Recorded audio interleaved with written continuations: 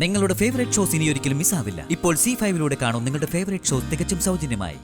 വരൂ, ആഹാരം കഴിക്കാം. മനസ്സൊരു അലകടൽ പോലാണ്, ഒരിക്കലും ശാന്തമാകാത്ത കടൽ. എങ്ങനെ ഞാൻ ആഹാരം കഴിക്കും? എന്താ എന്താ കഴിക്കാത്തത്?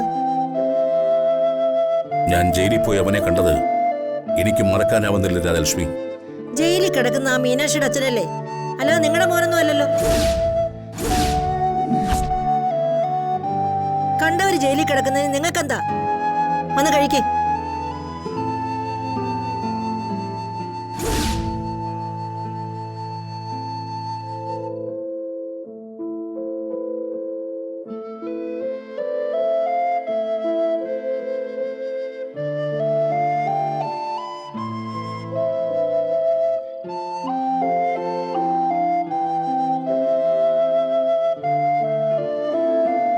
നന്ദിനി,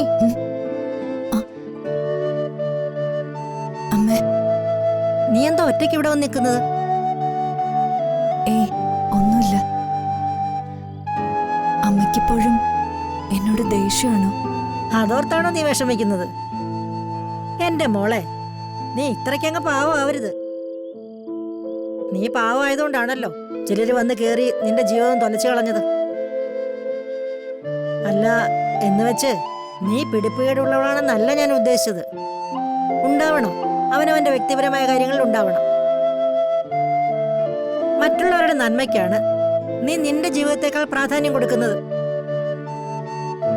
അവരെ സംരക്ഷിക്കാൻ വേണ്ടി നീ ചിലതൊക്കെ മറച്ചു വെക്കുന്നു. അതുകൊണ്ടാണ് എനിക്ക് നിന്നോട് പലപ്പോഴും ദേഷ്യം തോന്നുന്നത്. എന്റെ ദേഷ്യം നിന്നോടുള്ള വാത്സല്യവും സ്നേഹവും കൊണ്ടാ. ഇവിടുത്തെ ദേഷ്യക്കാരൻ അച്ഛനാ, ഞാനല്ല.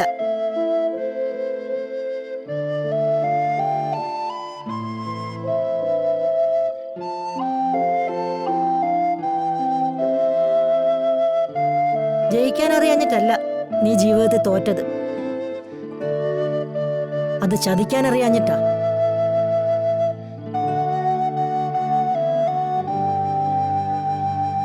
ജീവിതത്തിൽ നീ തോറ്റുപോയെന്ന് പലരും പറയും. പക്ഷേ ഒരുപാട് പേരെ ജയിപ്പിക്കാൻ വേണ്ടി നീ തോറ്റു കൊടുക്കുന്നു. അതാ ശരി.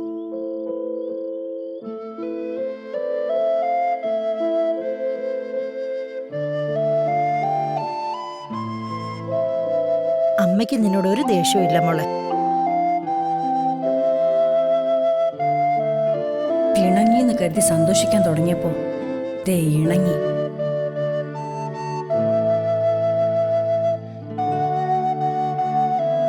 കുംഭമാസത്തിലെ നിലാവ് പോലെ ഇത്. കാറ് വരും, കറുക്കും, കാറ് പെട്ടെന്ന് പോവും, വെളുക്കും.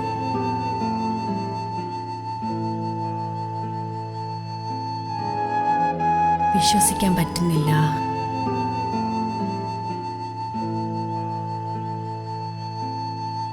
ഡൗൺലോഡ് ചെയ്യൂ C5 ആപ്പ്. കാണൂ എല്ലാ എപ്പിസോഡുകളും സൗജന്യമായി.